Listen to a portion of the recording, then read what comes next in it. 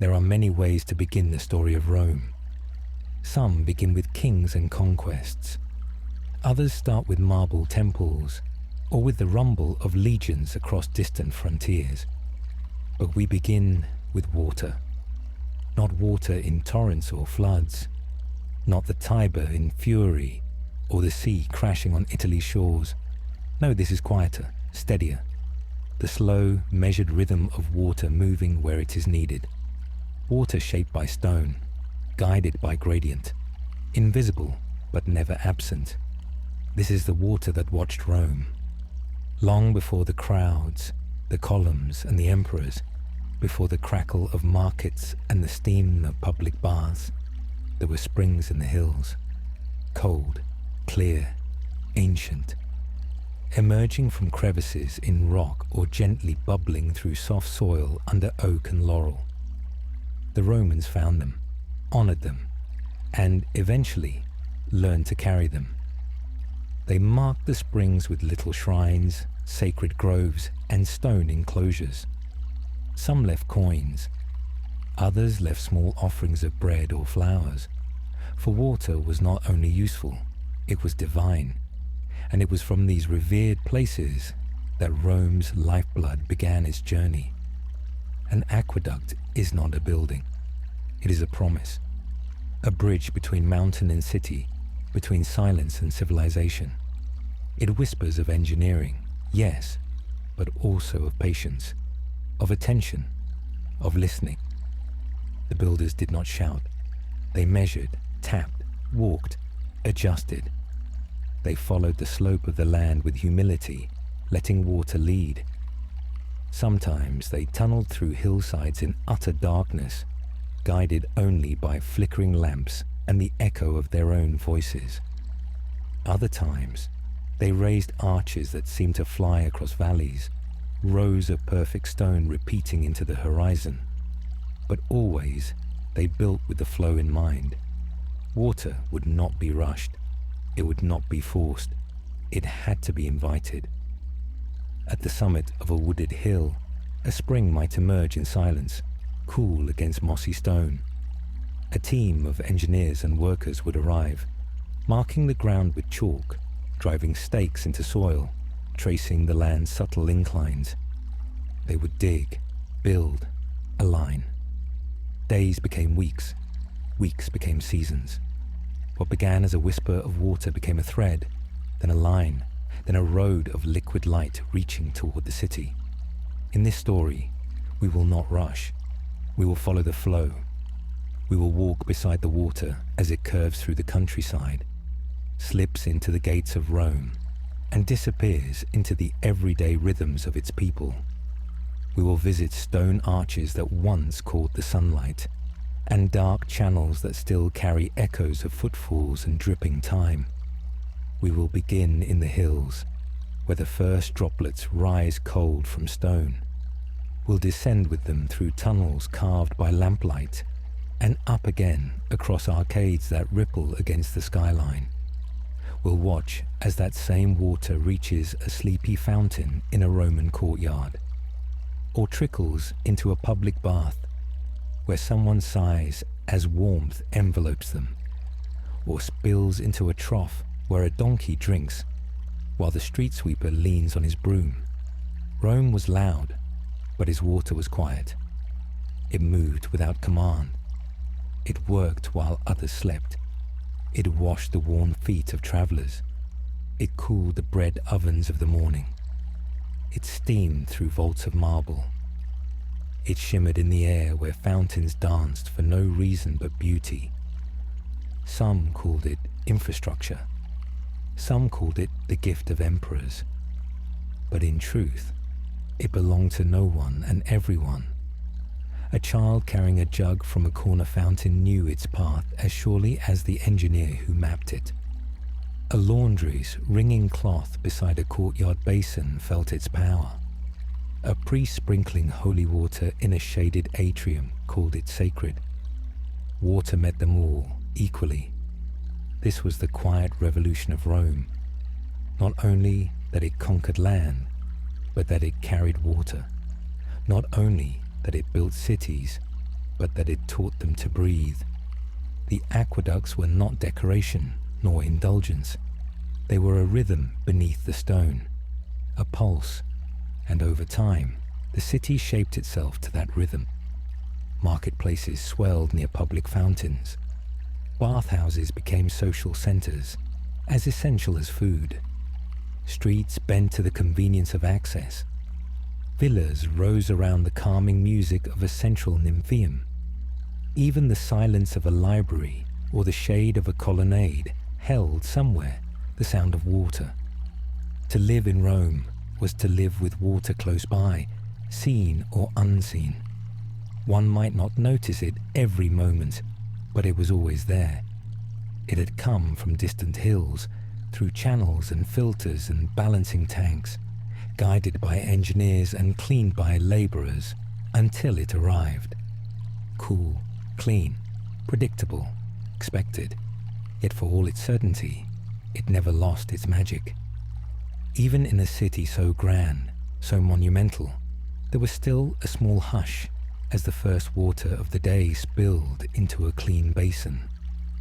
Still a pause as someone cupped their hands beneath a spout. Still a trace of awe. Some fountains in Rome were humble, a single pipe set into a wall above a worn basin. Others were magnificent, surrounded by marble statues and mosaic-tiled pools. But each shared a common rhythm, a steady murmur, a small, deliberate gift. In the midday heat, the sound of water softened the edges of the day. In the cool of night, it echoed gently against stone. In some neighborhoods, the same family had used the same corner fountain for generations. The stone of the basin grew smooth where hands rested. The path between door and water wore soft from countless footsteps. Even the birds learned the hour the jug was filled, gathering nearby as a few drops always spilled. This is the water that watched Rome, not from above, but from within. It heard secrets whispered at midnight in bathhouses. It carried the sweat of gladiators, the dust of senators, the perfume of garlands laid at temple steps. It knew every courtyard and alleyway, every shout and silence. And so we begin, not with emperors or wars or law or fire, but with water, with the hills where it begins, with the aqueducts that carry it, with the homes, baths and courtyards it visits, with the engineers who shaped it, the workers who maintained it, and the quiet moments where Rome met it. This is the water that watched Rome, that moved through it, that shaped it, and that still in broken arches and mossed channels remembers. We will follow it now, gently, like flow itself. Let us begin. Long before the aqueducts reached Rome, before the arches, the fountains, and the marble-lipped basins, there were only the hills, quiet, green, watchful. The Apennines stood like patient sentinels east of the city, cloaked in pine and laurel, their slopes scarred by time and softened by moss. These were not distant mountains in the mind of the Roman engineer. They were companions, hosts, the first chapter of the city's water story. Here in the highlands, the earth holds water in secret. Springs hide in folds of rock, bubbling from beneath limestone ledges, slipping through roots and leaves before pooling cool and silent in shaded clearings. These sources were old, even in the days of kings. Some emerged strong enough to fill a basin within moments. Others were so slow they seemed to breathe rather than flow. All were precious. Romans approached such places not only as engineers, but as believers. Springs were sacred. A nymph might dwell in the chill of the water, or a god might speak through its quiet. The earliest builders did not strike the earth with haste. They placed offerings, built altars, whispered thanks. In time, they placed stones to guide the water's path, to shape the beginning of what would one day nourish the capital of an empire. Surveyors arrived with their tools, wooden rods, levels, plumb lines, and eyes sharpened by experience. They walked for days, weeks, sometimes months, tracing the lay of the land with their footsteps. A gradient too steep, and the water would rush and damage. Too flat, and it would stall. So they listened. They studied the land's language, the dip of a ravine, the grain of a hillside, the echo from a clearing. In some places, they dug shallow test channels with bronze shovels and watched how water behaved. They observed whether the stream wandered or clung to the path they made. Each clue shaped their plan. Their goal was not to dominate the water, but to befriend it. Once the path was marked, the work began. Teams of laborers, many of them enslaved, carved into earth and stone. They dug shafts into hillsides, sometimes 2 or 3 stories deep, to allow workers access to tunneling routes. Above them, engineers mapped progress with wax tablets and charcoal marks. Below, workers chipped slowly through rock by torchlight, the sound of iron on stone rhythmic and muffled. The air was warm and damp, filled with dust, and the low murmur of voices echoing in the dark. When 2 tunnel teams met in the dark, guided only by chalk lines and mathematical calculations, there was celebration.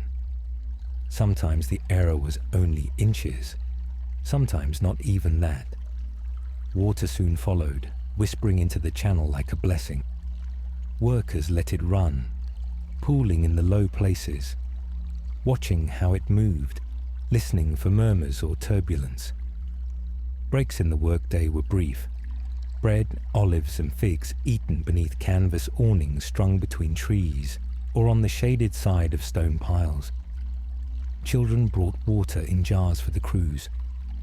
Birds sang in nearby branches, unaware that a path for water was being carved beneath their perches. Not every aqueduct rode above ground on graceful arches.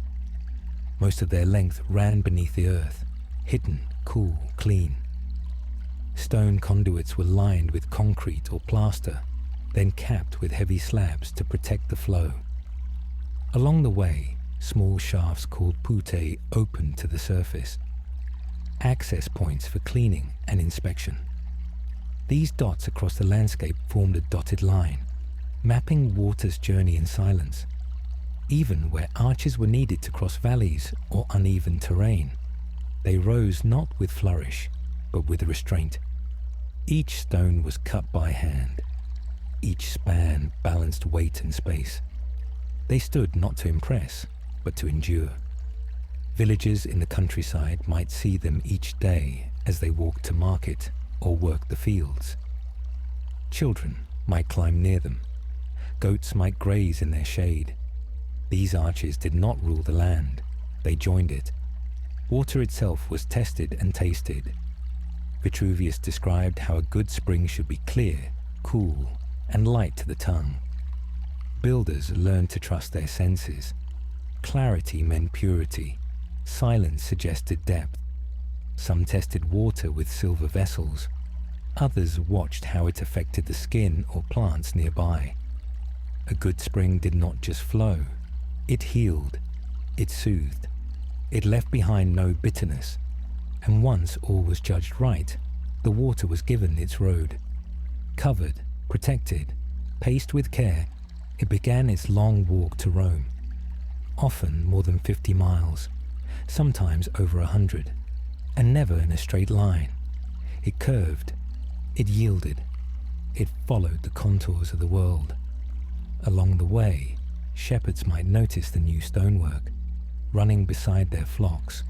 Farmers might hear the distant sound of trickling beneath the soil as they dug irrigation ditches.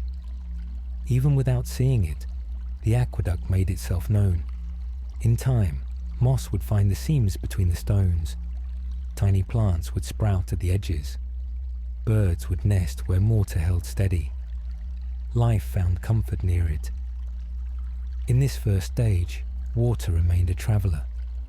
It had not yet met the city's stones or felt the press of daily life. It had not poured into fountains or steamed through marble vaults. But it had begun.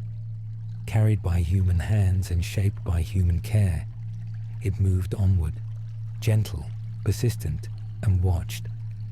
In the hills beyond the city, where the world was quieter, the aqueduct had no need for applause. Its only task was to arrive, and it would. Let us follow it now, as it leaves the hills and finds its way into the arms of Rome. Water cannot be rushed. This was the lesson behind every Roman aqueduct. It must be allowed to follow its own nature, slow, steady, obedient only to gravity. To build for water meant to build with humility. It meant to listen. And so the Roman aqueduct was not simply a channel.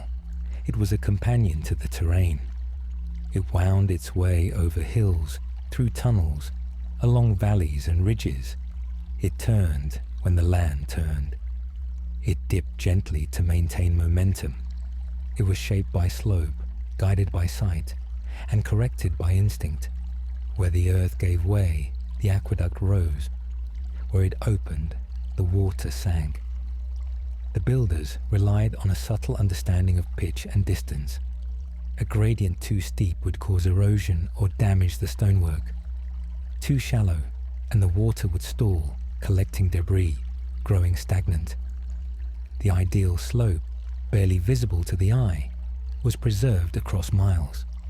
And so they walked it, again and again.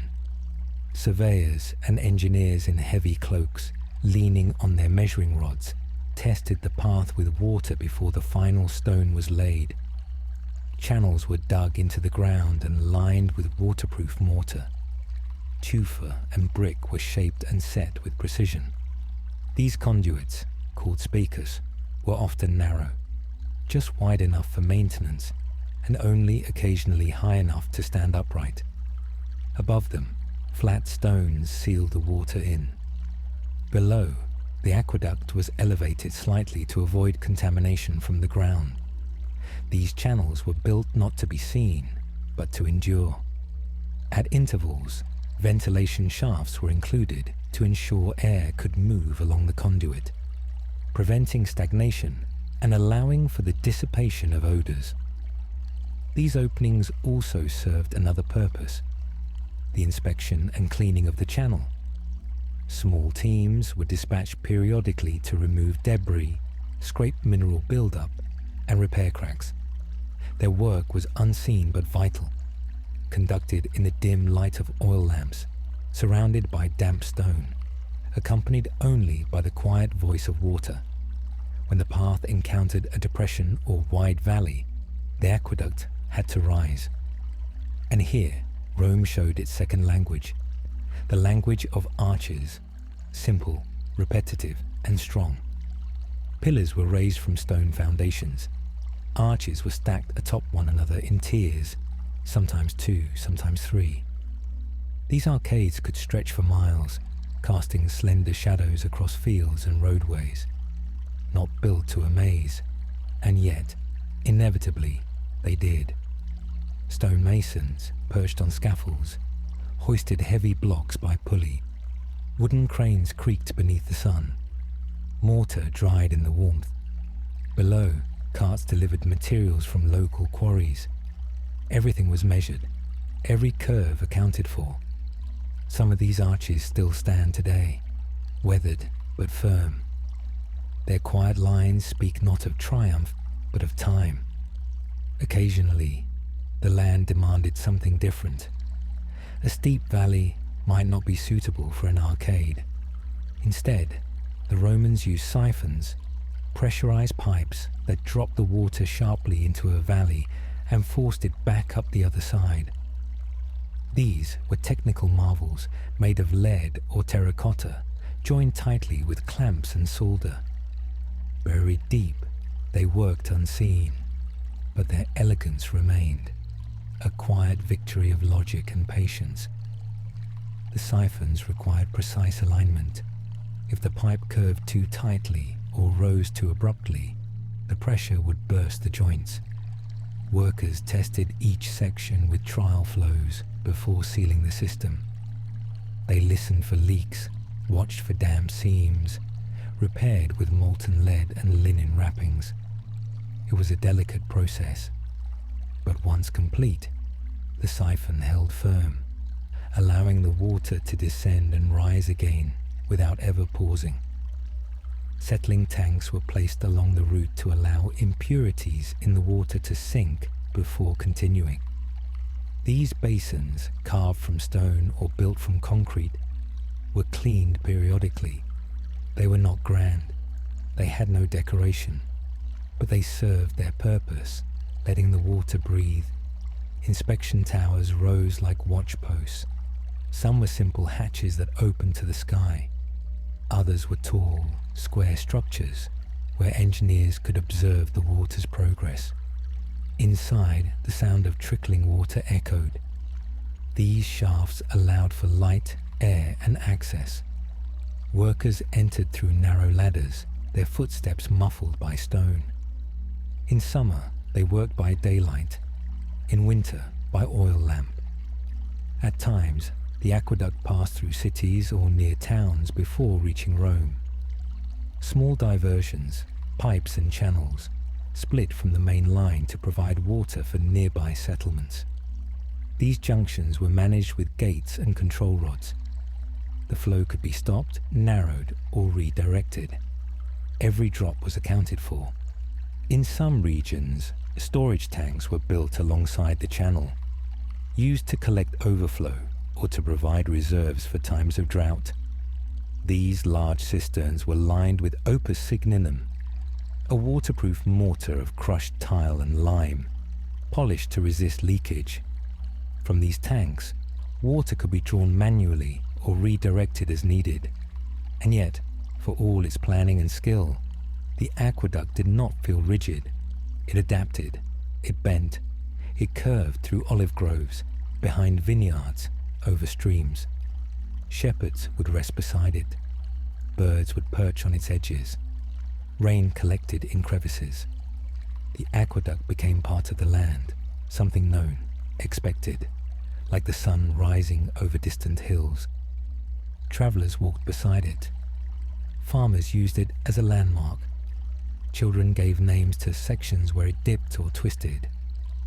In some places, the water ran exposed in shallow channels for a few dozen feet, singing softly over stone before disappearing again into darkness. To move water across such distances required more than mathematics. It required faith. Faith in the tools, in the team, in the material. Faith in the water itself, that it would follow the path if treated with care. This was not a triumphal project. It was daily, ongoing, work that faded into routine. No applause greeted the builders when the channel neared completion. No statues were raised in their honor, but they knew what they had done, and the water knew it too. Through arcades and tunnels, siphons and shadows, the water continued its journey, still distant from Rome, but no longer wild. It had shape now, a pulse. It moved not just through land, but through labor, through patience, through time. Let us follow it further, as the line of stone draws nearer to the gates of Rome. As the aqueduct nears the city, its presence begins to change. No longer a silent traveler moving through hills and valleys, it now becomes a thread in the great fabric of urban life. The countryside gives way to stone walls, vineyards become courtyards, and the soft chorus of birds and wind yields to the low growing hum of Rome. The city did not rise in a single sweep, but in layers.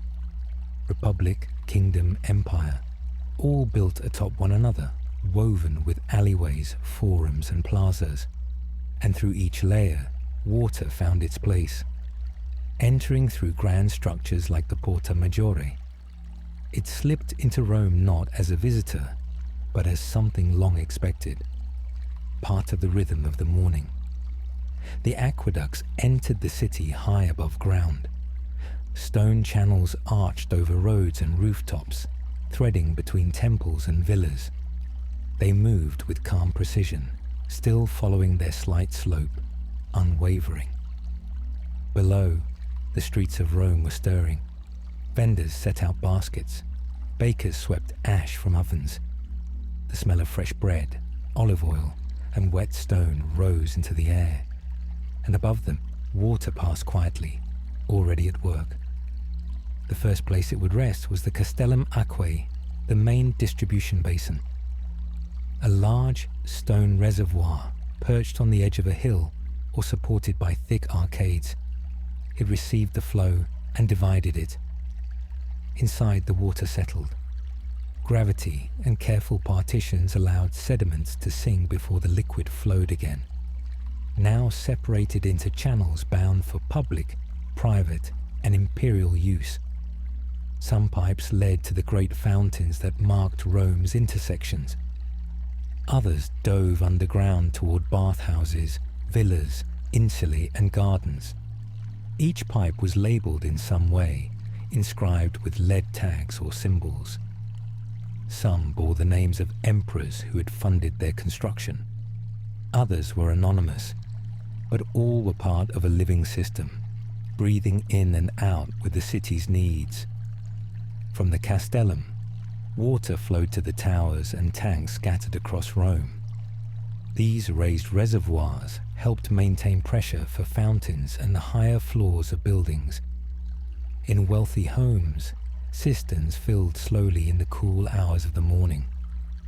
In more modest quarters, neighbors lined up at public fountains, their jars clinking softly as they waited their turn. The mornings in Rome were filled with these small rituals. A child carrying a clay pitcher from her family's apartment down narrow stairs. A boy balancing 2 buckets on a yoke across his shoulders. Water sloshing gently as they crossed uneven stone paths. The rhythm was as familiar as birdsong. No one needed to speak. You could tell the hour by the fountain's line. Some fountains had worn steps, their edges polished smooth by centuries of use. At dawn, a thin mist would sometimes rise as cold water met warm stone. Bronze spouts shaped like lions or dolphins gurgled into carved basins, and pigeons circled overhead, settling on lintels to wait for spilled droplets. The scent of moss, wet lime, and fresh clay filled the narrow alleys. By mid-morning, the aqueduct's presence was felt in every corner of the city. The baker used it to wash trays and cool the hearth. The cleaner splashed it over shop thresholds. Gardeners dipped watering pots from low cisterns, feeding potted laurels and fig trees. Dust settled quickly in Rome, but water came just as quickly to chase it away. The sound of water was everywhere, tumbling in basins, dripping from spouts, echoing softly from behind marble walls. In shaded atriums, fountains offered not only coolness but calm. Their sound masked conversation, soothed tension, and brought the distant hills into the heart of the home. Even underground, water moved. In vaulted conduits beneath the streets, it threaded through brick channels, fed hidden laundries, refreshed latrines, and washed refuse toward the Tiber. Entire systems pulsed below, mirroring the flow above. Rome lived on multiple levels, and water touched them all. Engineers patrolled these systems quietly. With wax tablets and styluses, they marked flow rates and noted repairs. Maintenance crews checked junctions, replaced worn segments of pipe, and cleared blockages. Their work was patient, often thankless, but essential. Without them, Rome would have choked. Some of the engineers were former soldiers, trained in logistics and discipline, reassigned to the city's daily maintenance. They spoke in low voices, moved in pairs, and carried small tools in leather satchels. Children, would sometimes follow them out of curiosity, watching as they lifted stone lids and disappeared into the city's underworld. By midday, the heat rose and water shifted roles from tool to comfort. Fountains became gathering places. Children played near the sprays, dipping hands and feet into basins. Merchants cooled their faces. Cloaks were wetted, cloths wrung out, heads rinsed. Public fountains weren't just utilities. They were community centers, meeting points, sanctuaries. Near temples, sacred fountains carried added reverence. Worshippers might stop to cleanse their hands before entering, or to leave a flower in the water, watching it swirl gently before drifting against a stone edge. In these moments, water was not just present, it was holy. Some fountains near shrines were carved with inscriptions, small prayers, dedications to gods of rivers, nymphs, and healing. The water in these places was said to calm fevers, soften grief, inspire dreams. Pilgrims knelt there with open palms. Musicians played nearby in the afternoon shade. The city slowed around these spaces, softened by the murmur of flow. And still, above it all, the aqueducts remained, quietly watching, carrying the same flow they had hours earlier in the hills. Their stones warmed by the sun, their arches stretching over markets and colonnades. They remained part of the sky, yet closer to the people than clouds had ever been. Let us stay a moment here, at this threshold between nature and city, where water becomes citizen, where stone becomes servant. And then we will follow the water further, into the homes and chambers where Roman life unfolds, one drop at a time. If the aqueducts gave Rome its breath, then the homes, those crowded, sunlit, shadowed spaces, were where that breath became life. In Insuli, the multi-storied apartment blocks where most Romans lived, water arrived not in abundance, but in precious daily moments. It was a quiet presence, always sought, never wasted. An insula could rise 5, 6, even 7 stories high. Narrow stairwells twisted upward between cramped rooms, each level more removed from the luxuries of the street below. The poorest lived at the top, farthest from the water sources and most exposed to the sun. The air grew warmer with each floor, the walls thinner and the ceilings lower. At dawn, tenants from all levels would descend together, down the stairs, across uneven stones, to the nearest public fountain. There, they queued in silence or in slow conversation, carrying clay jugs, bronze ewers, and wooden buckets. Some used leather bags tied at the top.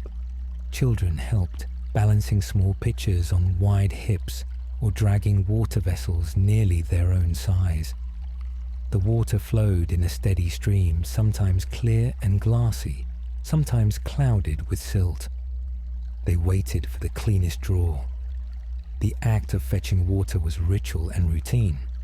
A woman might pass a friend and trade news. A baker's apprentice might pause to sip from a cupped hand. The stone around the spouts had been worn smooth by centuries of fingers. In summer, water spilled onto the warm ground and turned to steam. In winter, it glazed the cobbles with frost. In spring, birds waited nearby to drink from puddles. The rhythm of water collection wove itself into the heartbeat of the neighborhood. Inside the homes, water was treasured. A small amphora stood near the kitchen hearth, its neck stopped with cloth. Another sat beside a basin used for washing faces and feet.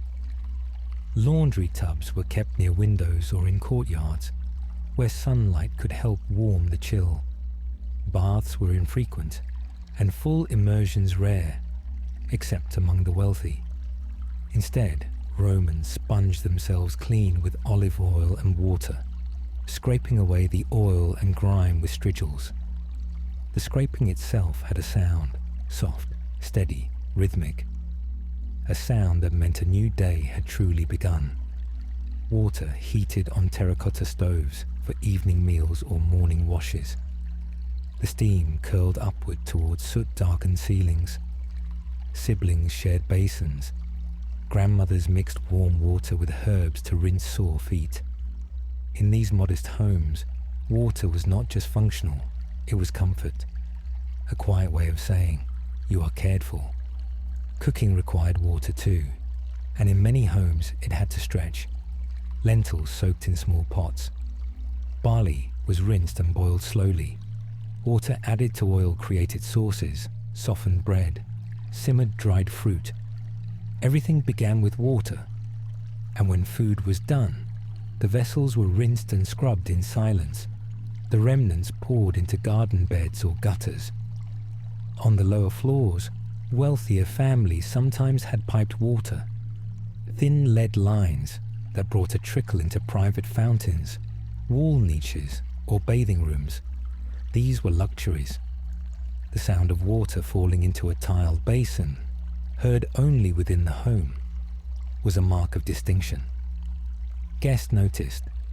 Neighbors listened. A little marble nymphaeum in a corner room could become the pride of a household. Water itself became part of the decor, sometimes flowing past painted peacocks or chiseled gods. Frescoes often depicted water. Nymphs, rivers, or spring-fed groves. The paintings brought the idea of water closer, even when the substance itself was scarce. In the city's tight quarters, art extended experience. A painted spring was a reminder of relief, of escape, of green places beyond stone. And sometimes, after a long day, residents sat before these painted scenes, hearing the memory of water even when none flowed. Cisterns were sometimes carved beneath courtyards. Rainwater collected there, stored behind stone and lime plaster. It was used sparingly for cleaning, watering plants, or cooling bread trays. In times of drought or aqueduct maintenance, these stores were essential. The family that could draw from its own well was rich, regardless of coin. Children sometimes dropped pebbles into the cistern for fun, listening to the echoing splash, a secret, deep sound beneath the home. Some homes kept a second jar sealed with wax, reserved only for guests or for sacred tasks, rinsing altar stones, washing birth linens, preparing herbs. Water for rituals was handled with care, poured with quiet hands. Even in the humblest quarters, respect for water remained unwavering. Priests and midwives treated water with reverence. A newborn might receive its first blessing with a trickle across the brow. A traveller, before departure, might rinse their hands and face to greet the unknown. Evening brought another rhythm. Water was poured into lamps, basins emptied, jars refilled for tomorrow. The stone around the threshold was swept clean. Sloshed drops cooled the feet of tired residents. Mothers wiped dusty faces. The day retreated. The streets grew quiet, save for the soft clink of amphora lids and the hush of water settling into stillness.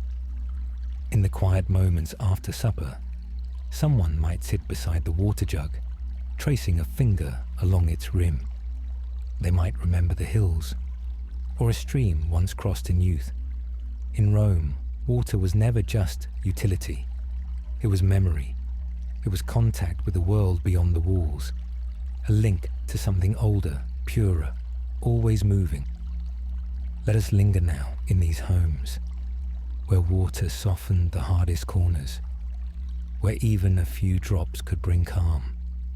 Then we will follow the water onward, into the grandeur of marble and heat, where it embraced not survival, but luxury. The baths await. If water in the insula was treasured in drops, in the Roman bath it flowed like music. It echoed against marble, danced across tiles, and curled upward as steam. the public baths, thermae, were the soul of Rome's social life. And it was here that water became more than a necessity. It became ritual. To enter a bathhouse was to step out of the world of work and into one of transformation. From the outside, a thermae might resemble a palace. Great stone facades, arched entryways, and high windows filtered golden light into a series of vaulted chambers. Mosaic signs above the doors welcomed citizens. Vendors clustered near the entrances, selling oils, towels, and spice wine. The scent of eucalyptus and heated stone clung to the air. Inside the ritual began. One would first visit the aqueductorium, the changing room. Stone benches lined the walls, and niches held baskets of personal belongings. Slaves helped the wealthier citizens undress, rubbing their skin with scented oils in preparation for the heat. Conversation began here. Low murmurs about politics, gladiator matches, trade rumors, and theater performances. From there, bathers progressed through a series of rooms. The frigidarium awaited first, its cold plunge pool lined with green stone and edged with carved dolphins. Water was fresh and still, drawn from the aqueducts that had traveled so far to be here. Some entered slowly, shivering with delight. Others dove, emerging with a gasp and laughter that echoed across the tiles. Next came the tepidarium, a warm room, often circular, with a domed ceiling pierced by an oculus. It was here that the senses softened. Warmth surrounded the body, oil was reapplied, and joints loosened. The air smelled of pine resin, beeswax, and stone. Painted walls depicted river gods and sea creatures, reminding bathers that they were enveloped by something ancient and sacred. Then the caldarium, the hot room. Here, the heat wrapped the skin like cloth. Steam rose in slow plumes. The pools were deep and still, sometimes so warm they required a slow descent. Brick floors concealed a hypocaust system, channels where fire-heated air flowed beneath, warming the rooms from below. The sound of dripping water echoed like a heartbeat. Some bathers lay on stone slabs and received massages. Others scraped away oil and sweat with bronze strigils. It was an act of renewal, of sloughing off the day, of returning to a purer self. The baths were physical and spiritual cleansing alike. All the while, water moved through the complex, channeled, heated, recycled, filtered. Aqueduct-fed cisterns were connected to massive boilers. Attendants stoked fires, turned valves, swept water down drains. Nothing was still for long. Water entered clean and exited clouded, carrying away the dust of the world. The natario, an open-air pool, offered relief after the heat. Framed by columns and surrounded by trimmed hedges, it shimmered under the sun. Here, men swam slowly or floated, watching the clouds pass above. Children played near the edges, splashing and laughing. Birds flew overhead, dipping occasionally to drink from the shallows. Outside the baths, porticos shaded philosophers and poets who spoke in pairs or walked in slow circles. Scribblers etched verses in wax. Musicians practiced, lovers met. The bath was no mere building. It was a city within a city. In these walls, the class lines softened.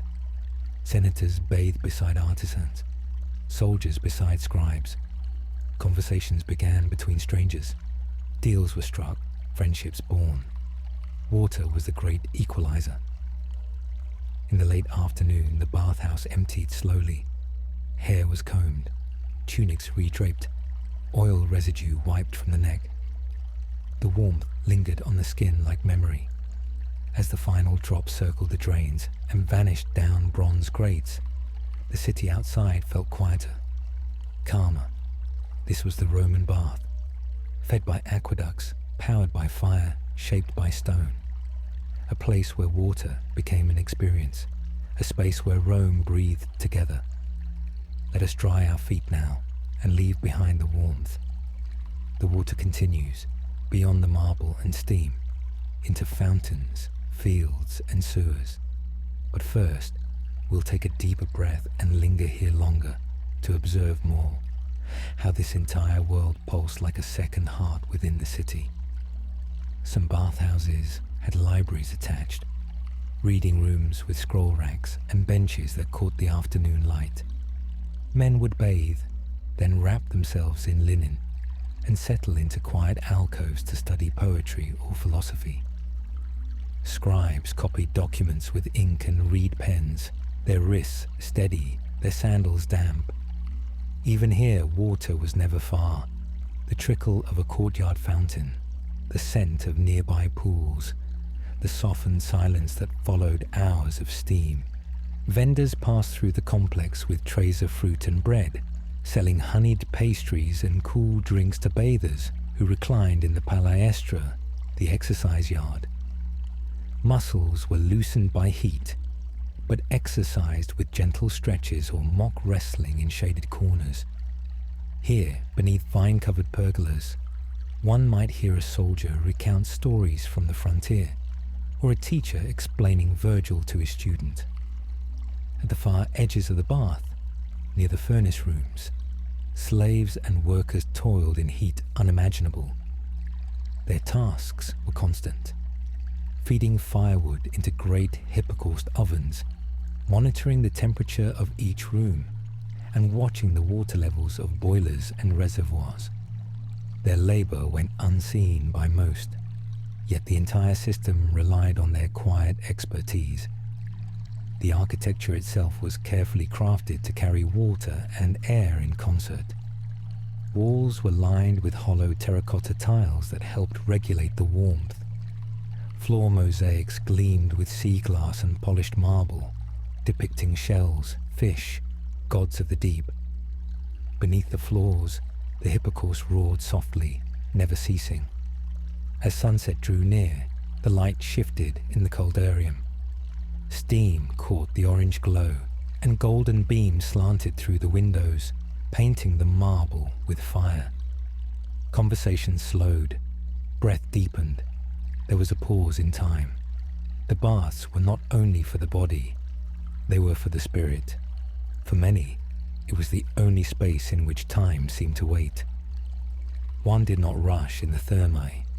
One moved from chamber to chamber with purpose and ease, participating in a ritual older than memory, carried by the same water that had crossed hills and stone to be here. Even as the fires dimmed and gates closed, the aqueducts above still flowed. Cool night air returned to the outer walkways. Water settled again into cisterns, ready to rise with the sun. And in the quiet that followed, the walls held a kind of peace, a warmth remembered, a rhythm sustained. This was the Roman bath, fed by aqueducts, powered by fire, shaped by stone. A place where water became an experience, a space where Rome breathed together. Let us dry our feet now and leave behind the warmth. The water continues, beyond the marble and steam, into fountains, fields and sewers. But first, we'll visit the heart of Rome's design, the water's final task, to return, unseen, to the world from which it came. As the final bathers stepped out into the evening air, and the last echoes of laughter faded into Rome's crowded streets, the aqueduct's journey did not end. Far below the surface, water still moved, not in fountains or pools, not in bright cascades over marble, but in silence, in the shadows beneath the city, in the arteries of stone and clay that carried water away. Rome's engineers had long known that bringing water into the city was only part of the task. The other, equally vital, was taking it away. Clean water had to arrive, yes, but dirty water had to disappear. The balance was delicate. To fail in one direction was to court disease. To fail in the other was to lose the city's lifeblood. Beneath the cobblestones of Rome ran a vast and intricate network of drains and sewers. Chief among them was the Cloaca Maxima, the Great Sewer. Built centuries before the aqueducts themselves, it had once been an open-air canal draining marshland, but had grown into a vaulted, brick-lined channel capable of swallowing the city's waste and carrying it quietly and efficiently into the Tiber. Rainwater from rooftops found its way into this underground system, slipping down terracotta drain pipes, gurgling through narrow grooves along garden walls, vanishing into bronze grates. Excess water from fountains, overflow from cisterns, and runoff from the bars all found their path downward. Some of these pipes were no wider than a man's hand, others wide enough to walk through upright, and still, through them all, water moved. In marketplaces, the system was essential. Fishmongers cleaned stalls with pails drawn from nearby fountains, and the runoff flowed into grated gutters. Butchers rinsed their blocks. Vendors selling olives, fruit, and vegetables relied on clean hands and clean displays, and the presence of water ensured both hygiene and ritual. The drains murmured beneath them. In temples, priests washed sacred implements with aqueduct water.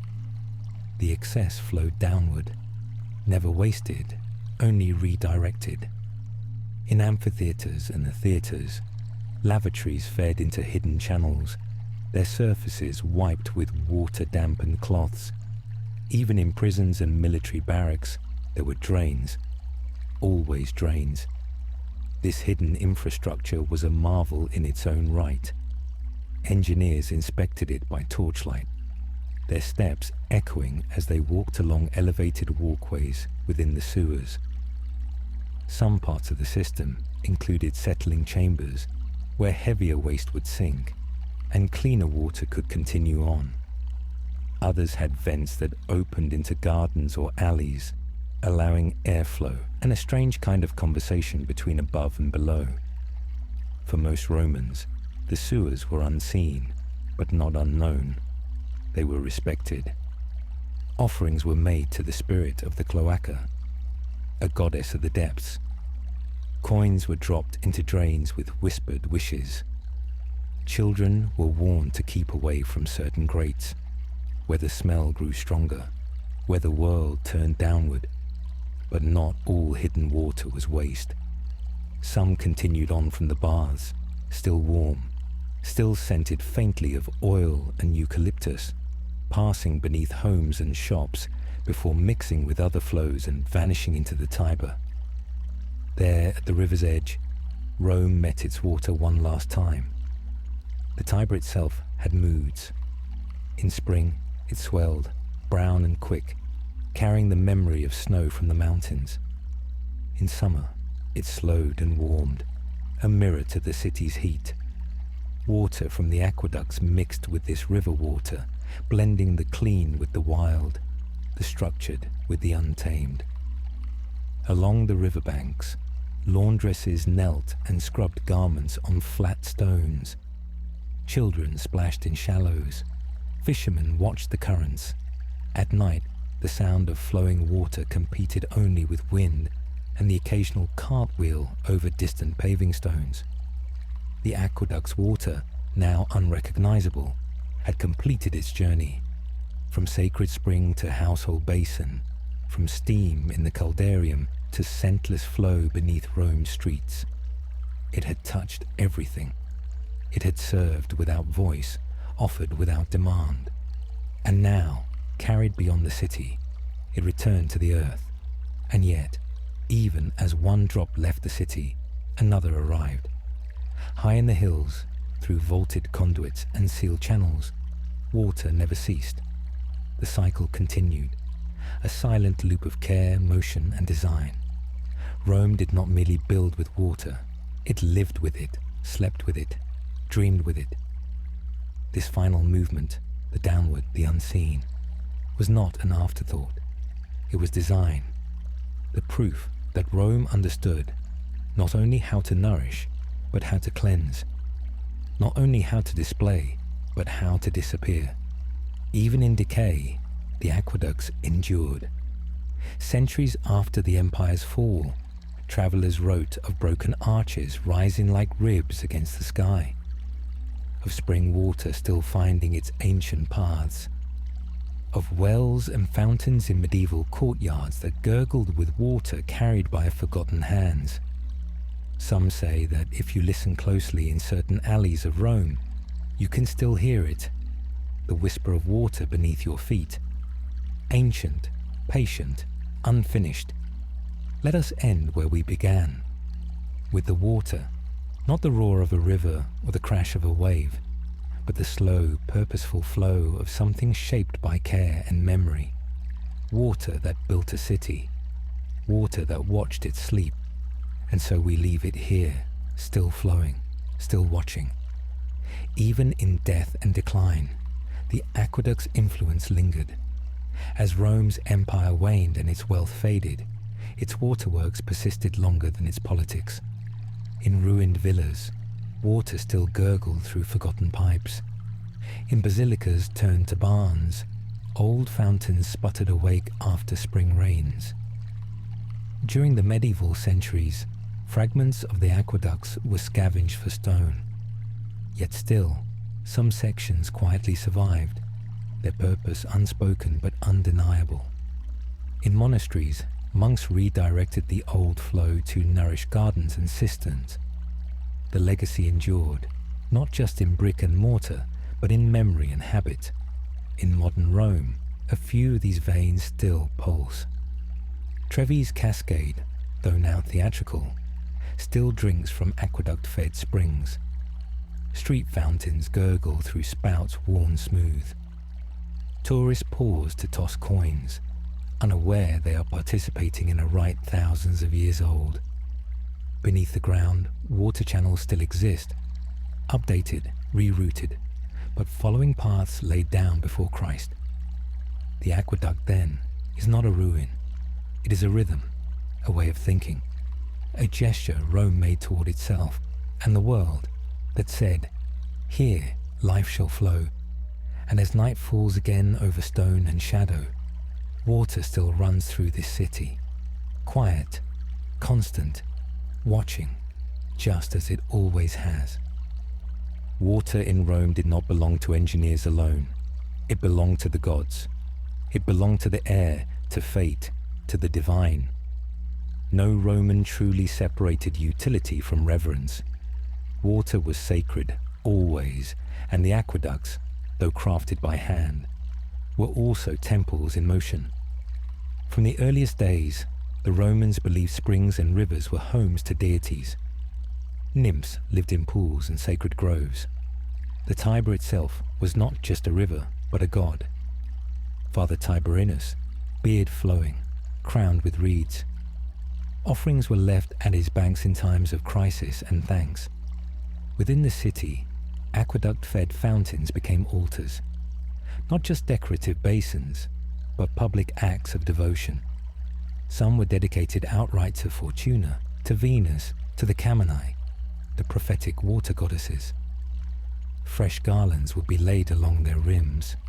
Small shrines were embedded above the spouts. A coin dropped into the water was not for luck. It was for appeasement. At the Janiculum Hill, water emerged from the earth in a sanctuary believed to carry visions. Here, augurs watched the reflections of birds in the water, reading omens from ripples. Across the Aventine, the fountain of Anna Perenna welcomed offerings each March, as lovers prayed for lasting affection and the cycle of the seasons to return with joy. Even aqueduct sources were guarded. At the spring of the Aqua Marcia, tiny altars stood watch, rough stones worn by time, topped with faded carvings or crude votive lamps. Workers sometimes paused before beginning repairs, murmuring prayers for safe passage beneath the earth. In Roman temples, water was used to purify hands, tools, statues. Before rituals, priests washed at sacred basins called luteria. After sacrifices, they extinguished flames with water drawn from special vessels.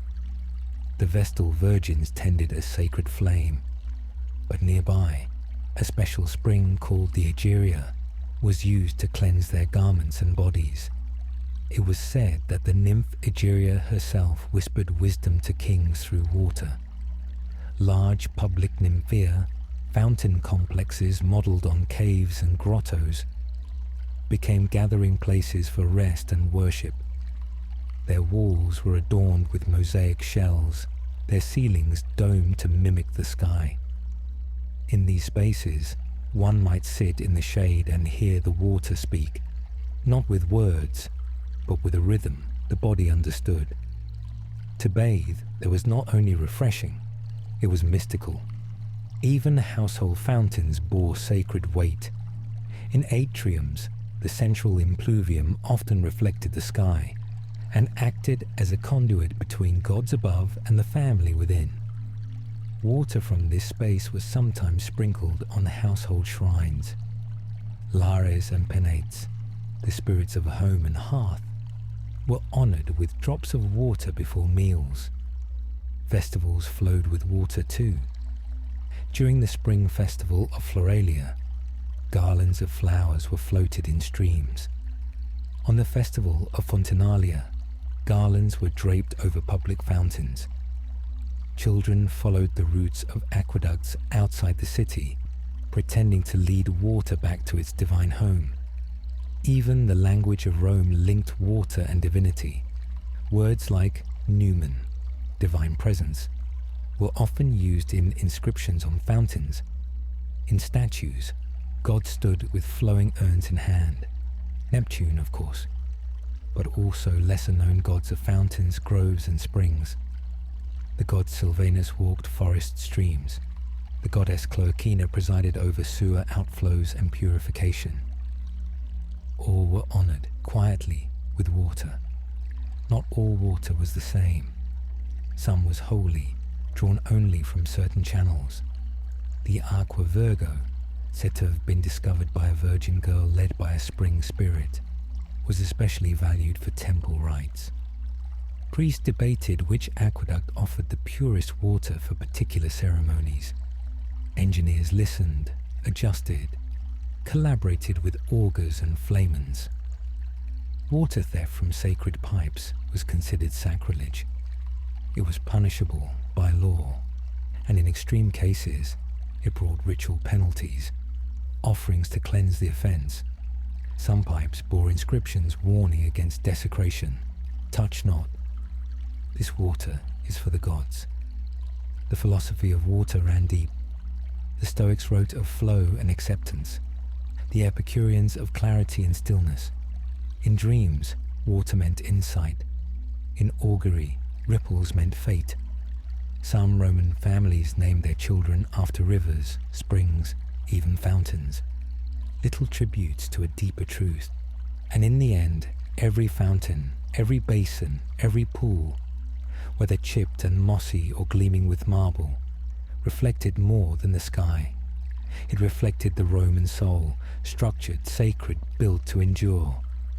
Let us remain here a moment longer, beside one such fountain. The sound steady, the stone cool, the offering laid. We have followed the aqueduct's journey through the physical city. Now we've traced its path through the Roman spirit. Let us remain here a moment longer, beside one such fountain. The sound steady, the stone cool, the offering laid. We have followed the aqueduct's journey through the physical city. Now we've traced its path through the Roman spirit. Still, there is more. Throughout the countryside, in the shadow of bridges and the shelter of caves, natural springs and aqueduct-fed pools were believed to hold healing powers. People traveled days to immerse themselves or collect water in ceramic vessels to bring home to sick loved ones. Some of these sites had stone benches where visitors waited in silence, eyes closed, listening to the wind and trickle. The sound itself was believed to ease pain. In private homes, miniature altars sometimes stood beside indoor fountains. A lamp, a carved idol, a shallow bowl of rose petals or fig leaves. These humble shrines were not showy, but deeply personal. A farmer might give thanks for rainfall. A widow might whisper hopes into the water before sleep. Here, the divine was not distant. It was present in the most ordinary gesture, pouring, washing, listening. Art, too, reflected this reverence. In mosaics, water goddesses reclined with urns flowing endlessly. In garden statuary, dolphins leapt from imagined waves. Even in the graffiti of bathhouse walls, crude prayers to spring nymphs and river spirits mixed with laughter. Rome lived with its water, joked with it, feared it, loved it. In death, water remained. Ritual washings prepared the deceased. Water was sprinkled over the body before burial. In funerary inscriptions, references to the soul-crossing rivers, especially the mythical Styx, appeared alongside appeals to keep the tomb dry and clean. Some tombs even had built-in drainage channels or symbolic fountains, echoing the belief that water helped the spirit travel on. The gods of water were not always benevolent. Floods were taken as signs of anger or neglect. Failed fountains could be seen as omens. To restore the flow was to restore balance to body, city, and cosmos. And so maintenance was not just civic, it was sacred. Once a year, the priests of the Fontani would walk sections of the aqueducts, blessing key junctions and sprinkling wine into the channels. Children followed them, singing songs of clarity and flow. This procession was both religious and practical, a reminder that without care the sacred could stagnate. Even language held the water's weight. Common idioms used water to speak of virtue. A person with clean hands had integrity. A still stream was someone wise. A clouded basin referred to confusion or deceit. In poetry, love was likened to springs, fate to floods, death to the last ripple on a pool. The aqueducts, then, were never just conduits. They were arteries of faith, bridges between mortals and the divine. Their arches cast shadows not only over fields and forums, but over altars and prayers. Let us linger once more and listen to the whisper behind the rush, to the hush beneath the flow. We are not alone at this fountain. The past stands with us, gods, ghosts, hopes, and together we wait as the water continues. Next, we'll meet the hands that built and protected that flow, the laborers whose quiet craft made Rome's sacred rivers run. Beneath every arch, beside every channel, behind every fountain was a hand, calloused, sun-darkened, often nameless, but vital. Rome's aqueducts were not miracles, they were labor, built not by the will of emperors alone, but by the thousands who measured, carved, carried, and maintained. Construction began in the hills. Surveyors with curved staves and calibrated rods mapped gentle gradients across vast terrain. These men, grammatici, were part mathematician, part artist. They slept outdoors, carried wax tablets, and trusted instruments like the chorobates, a wooden beam balanced by water to determine slope. A single miscalculation could undo weeks of effort. Their patience became the aqueduct's path. Alongside them came the diggers and tunnelers, men who chipped through volcanic tufa and limestone, sometimes by torchlight, sometimes blind. Their songs echoed through the shafts. Their hammers and chisels rang like bells in the deep. They followed painted lines scratched on stone walls, inch by inch. When two digging teams met underground and their tunnels aligned, there was celebration. Cheers in the dark, claps on the back. A flask passed from hand to hand. Above ground, the masons worked in heat and dust. They hauled blocks of travertine and tuff, fitted bricks without gaps, mixed mortar from volcanic ash and lime. Scaffolds creaked under their weight, ropes frayed. Dust clung to their forearms and lashes. They marked each tier of arches not with fanfare, but with chalk and rhythm. Over time, they developed an instinct: how much pressure a stone could take, how far a span could stretch, how to whisper with the land. Some were freed men, others were enslaved. All were essential. Their stories rarely survive in stone, but their touch does, in every joint that still holds. When the aqueducts were complete, the work shifted. New teams took over. The curators aquarum, Rome's water commissioners, oversaw the system's operation. Beneath them, dozens of specialists tended the flow. They were called aquarii, watermen, part technician, part guardian, part silent observer. Aquarii woke before dawn.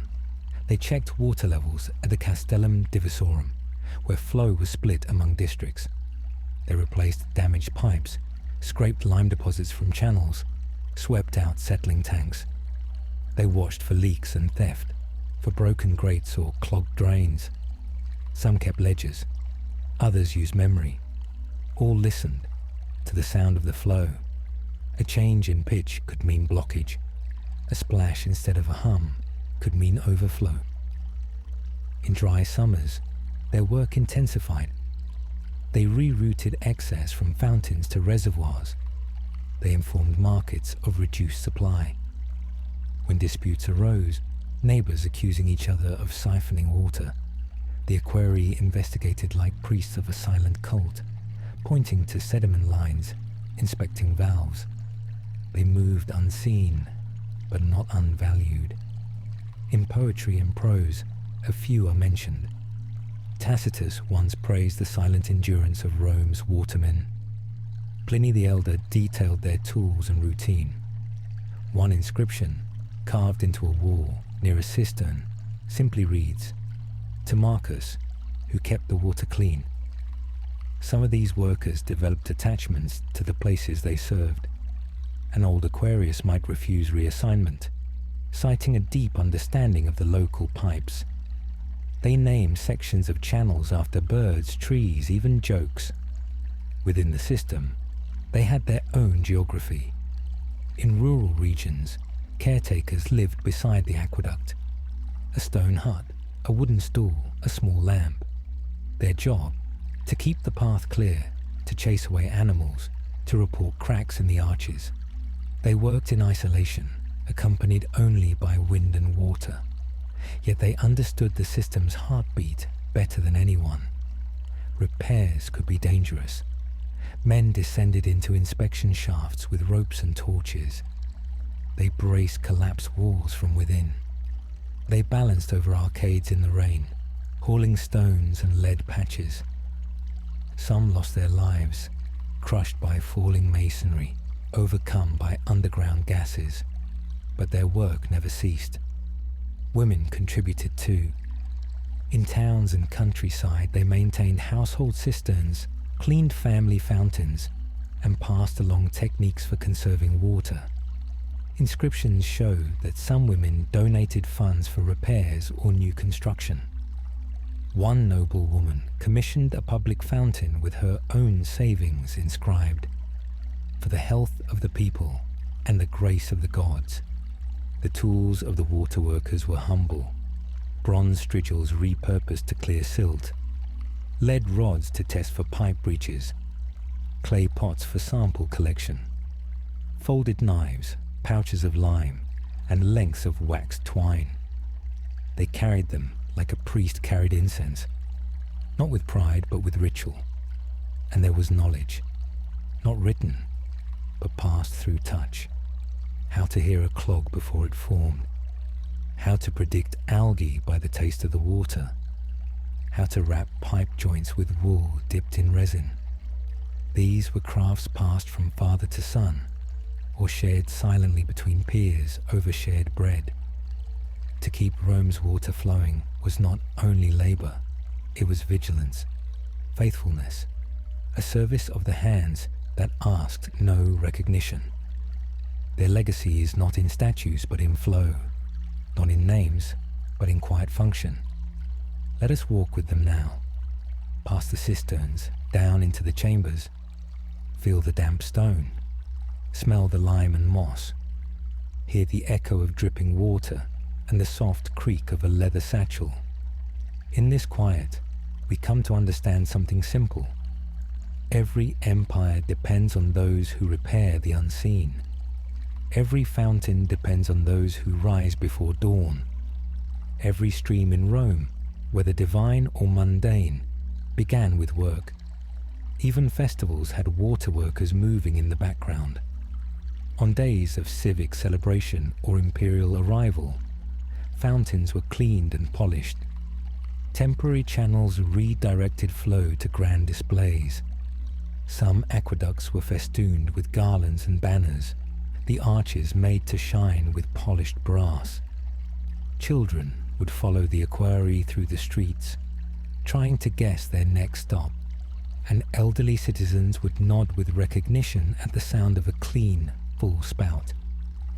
Retired aqueduct workers were sometimes buried near the sites they had maintained. One gravestone found near the remains of the Aqua Claudia reads, in rough Latin, "I kept the flow honest, and I walked the arches like stairs." Another included a carving of a pickaxe crossed with a water jar, symbols of labor and its quiet reward. These were the men and women who understood the value of precision in silence. A single crack left unchecked could collapse an arch. A minor leak could freeze in winter and split a channel. Every stone had to be trusted, every pulse of pressure measured. Rome's water system required devotion not unlike that offered to the gods. And in the grand halls of empire, senators and generals would drink cool water poured from silver pitchers, never knowing how far that water had traveled, or how many hands had caught it, cleaned it, and sent it forward. To labor in water was to labor in continuity. A mason laid a brick not for today, but for tomorrow. An Aquarius repaired a pipe not for applause, but for the quiet peace of knowing someone would draw clean water in the morning. Let us walk with them now, past the cisterns, down into the chambers, feel the damp stone, smell the lime and moss, hear the echo of dripping water and the soft creak of a leather satchel. In this quiet, we come to understand something simple. Every empire depends on those who repair the unseen. Every fountain depends on those who rise before dawn. Every stream in Rome, whether divine or mundane, began with work. Next, we will step even further from the center into memory itself, to see how Rome's waters have continued to ripple through time. Even as empires fell and dynasties crumbled, the water kept moving. Long after the marble was quarried for new walls, long after the forums were silent and basilicas turned to cattle pens, the aqueducts stood, broken in places, yes, but enduring. Their silhouette, stark against the Roman sky, became part of the memory of the city itself. They were ribs of a sleeping giant, bones of empire. In the early medieval centuries, shepherds walked their flocks beneath the arches of the Aqua Claudia. Children played in its shadows, not knowing what it once carried. Farmers reused the channels to direct spring rain into fields. Monks carved new cisterns from old settling tanks. Even in decay, the aqueducts gave. Writers from the Middle Ages and Renaissance came to marvel. Poggio Bracciolini wrote of walking under Rome's ruins, the aqueducts a reminder of art made timeless. Leonardo da Vinci sketched their form. Michelangelo stared at their foundations to understand strength. In the words of Petrarch, water became memory, a presence that spoke not in floods, but in echoes. Artists used the aqueducts as metaphor. In paintings, they symbolized continuity. In poems, they were bridges to eternity. Garden designers during the Baroque era imitated their shape in fountains and pavilions. Noble estates outside the city built arched arcades to evoke the grandeur of lost Rome. Pilgrims to the Eternal City often passed ruined aqueducts on their way in. Some wrote that seeing them was more moving than the churches, because they represented the physical breath of a civilization. The aqueduct had no altar, no choir, yet it inspired reverence. In the 19th century, excavations uncovered more. Terracotta pipes inscribed with names, forgotten water towers, bronze fittings. Engineers studied them to learn forgotten skills. Cities like London and Paris borrowed Roman principles to improve their own sanitation. In quiet gratitude, Rome taught again. Today, water still flows through parts of the Aqua Virgo. It still feeds the Trevi Fountain, where tourists toss coins and whisper wishes, unknowingly participating in an unbroken tradition. The water flows beneath their feet, as it did beneath the feet of Caesar, of Cicero, of the washerwoman and the poet. The fountains of Rome today, some grand, others plain, still breathe the spirit of aqueduct design. Still cold in morning, warm by dusk, still watched by statues of gods, still surrounded by pigeons, by laughter, by hush. Modern Rome grew around these ruins. Roads curve where arches once stood. Trees grow in their broken spines. Time has layered silence over their strength.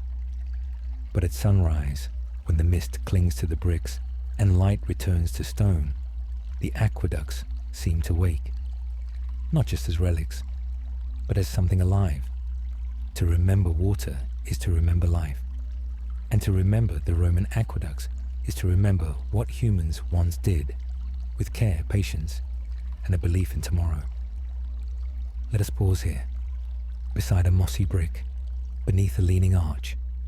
In the hush of this moment, we feel it again, the water's movement, even if unseen. We feel the shape of memory flowing still.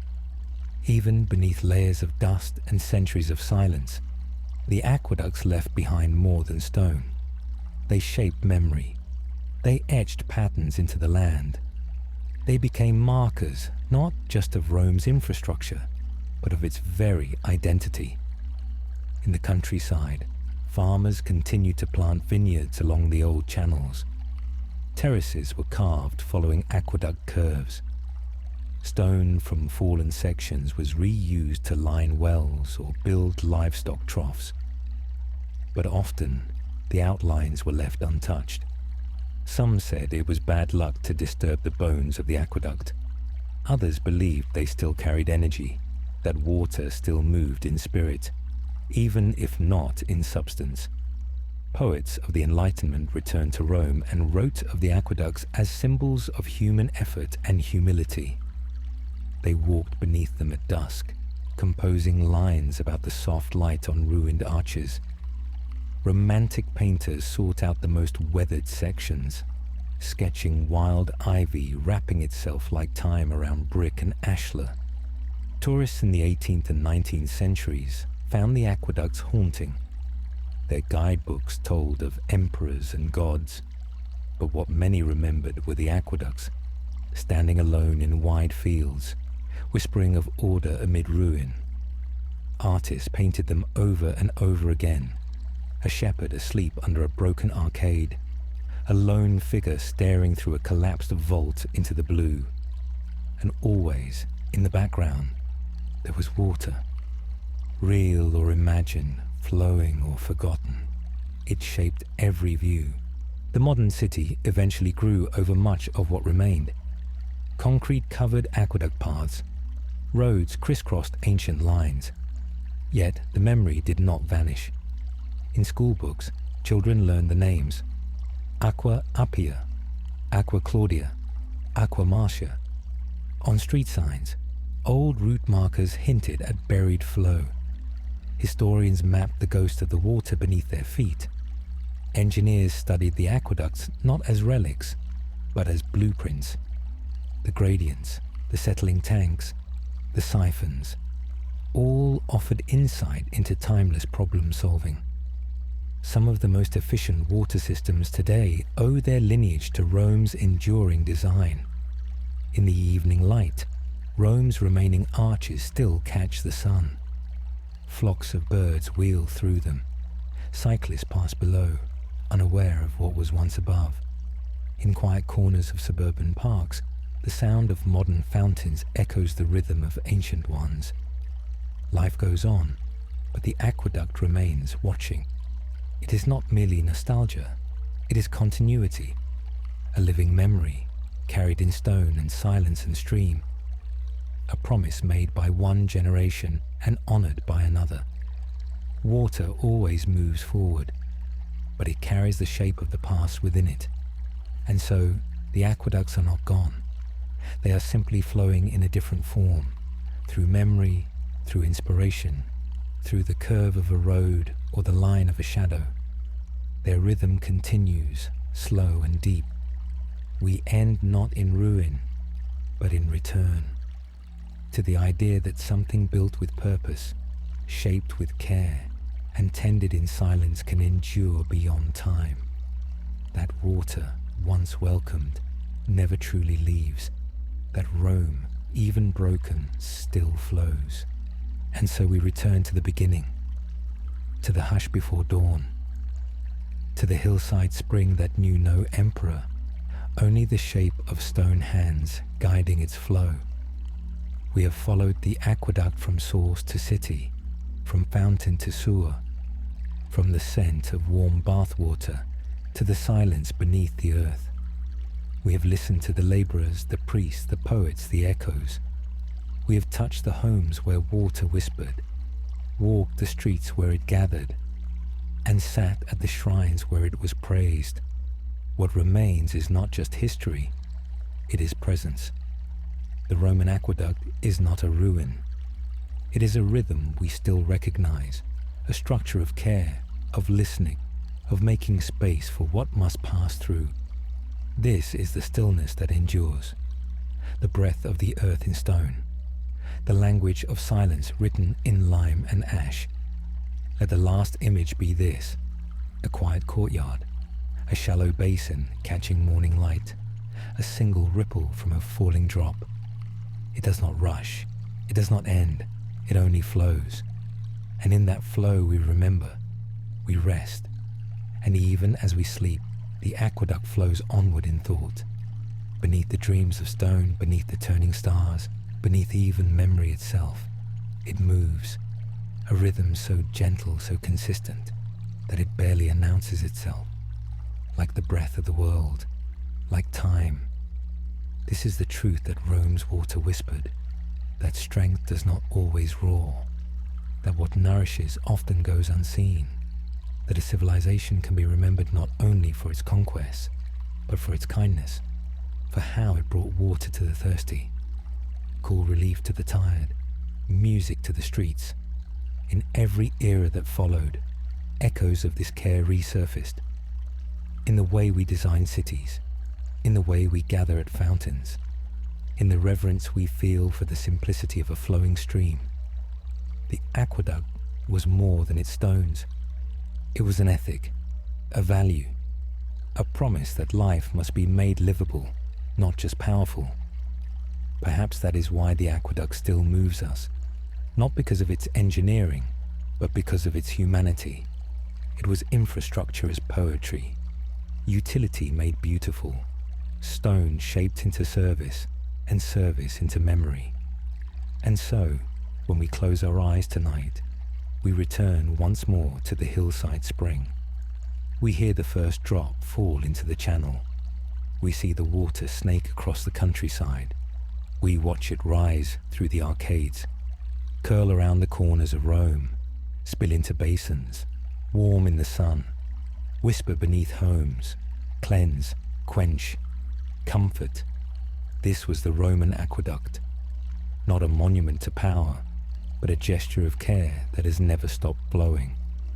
And now, as silence deepens and the city dims, we allow the last sound to be that of water, still moving, still watching, still waiting. We rest,